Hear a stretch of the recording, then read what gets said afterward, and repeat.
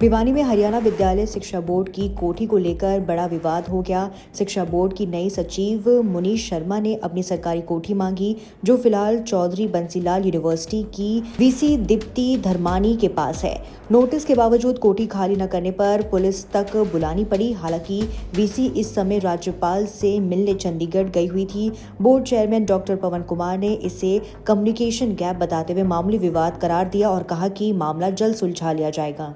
जहाँ तक वीसी आवास का प्रश्न है, पहले तो मैं ये कहना चाहूँगा, हरियाणा विद्यालय शिक्षा बोर्ड में जो आवासीय सुविधा है यह पहले से ईयर मार्क्ड है। जैसे कि 3 यहाँ पर आवासीय जो परिसर बने हुए हैं, इनमें एक सचिव महोदय के लिए ईयर मार्क है पहले से, एक वाइस चेयरमैन के लिए और एक चेयरमैन के लिए। इसके साथ साथ हमारे पास ए, बी, सी, डी और ई कैटेगरी की अलग अलग से आवासीय सुविधाएं हैं, जो कर्मचारी और अधिकारियों को उनके रैंक के अकॉर्डिंग दी जाती हैं। जैसे ए कैटेगरी की जो सुविधा होती हैं, एएस कैटेगरी के जो हमारे असिस्टेंट सेक्रेटरी और डिप्टी सेक्रेटरी जो हमारे अधिकारी होते हैं उनके लिए होती है। इसी तरह से सुप्रिटेंडेंट के लिए, या फिर मतलब बी कैटेगरी के हम कह सकते हैं, असिस्टेंट जो होते हैं उनके लिए सी, और फिर ऐसे ही डी और ई कैटेगरी।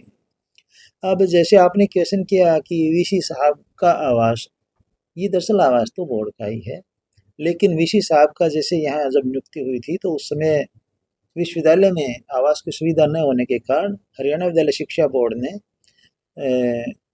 चेयरमैन साहब उस टाइम जो हमारे थे टीसी गुप्ता जी, उन्होंने वीसी साहब को आवासीय परिसर अलॉट किया था, कोठी नंबर 2 जिसे आप कह सकते हैं। और ये वैसे तो वाइस चेयरमैन साहब की कोठी है, लेकिन इसको अलॉट इसलिए कर दिया गया था क्योंकि काफ़ी लंबे समय से वाइस चेयरमैन की कोई नियुक्ति, प्रतिनियुक्ति आदि सरकार द्वारा नहीं की गई थी।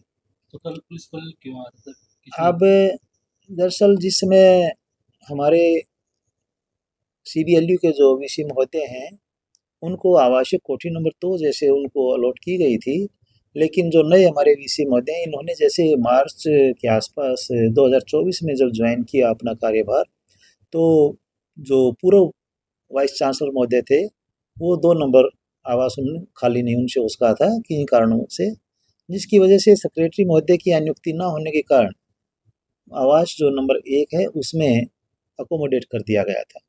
बाकी इसमें कोई इशू नहीं है, और जैसे ही अभी 1-2 दिन में थोड़ा तैयार हो जाएगी दूसरी जो सुविधा उनके लिए है आवासीय, उसके बाद इसको सेटल कर लिया जाएगा। आप खुद भी गए थे, तो क्या बातचीत हुई?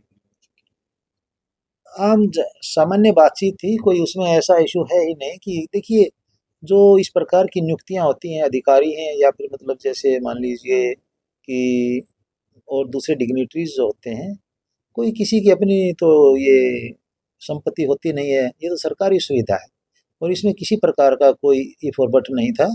एक सामान्य शिष्टाचार भेंट के लिए मैं गया था, ताकि कोई किसी प्रकार की समस्या ना हो। जैसा कि मेरे नोटिस में आया, वहाँ कल हमारी तीनों जो कोठियाँ थी, इनमें कोई इलेक्ट्रिक फॉल्ट होने की वजह से बिजली का भी कट काफ़ी लंबा 6-7 घंटे का कट इसमें था। तो बस मैं इसी उद्देश्य से वहाँ गया था, बाकी कोई ऐसा इशू इसमें नहीं।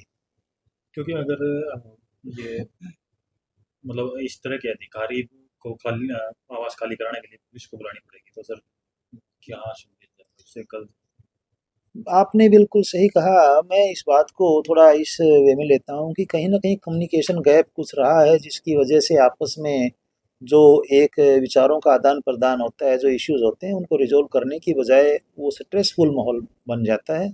अदरवाइज़ ऐसी कोई बात नहीं है। बड़ी सिंपल सी बात है, हरियाणा विद्यालय शिक्षा बोर्ड परिसर में हरियाणा विद्यालय शिक्षा बोर्ड के कर्मचारी और अधिकारियों के लिए आवास हैं। हाँ, खाली यदि कोई आवास है तो किसी अधिकारी को, किसी कर्मचारी को यदि हम उसमें अकोमोडेट करते हैं तो इसमें कोई बुरी बात नहीं है, और यही हरियाणा विद्यालय शिक्षा बोर्ड की अपनी एक परंपरा भी रही है। कोई इसमें बड़ा इशू नहीं। तो आगे क्या कदम उठाए? देखिए, आपसी सहमति की बात है, जैसे भी वीसी महोदय चाहेंगे उसके अकॉर्डिंग आगे फैसला ले लिया जाएगा। कोई ज़्यादा गंभीर विषय ये नहीं है।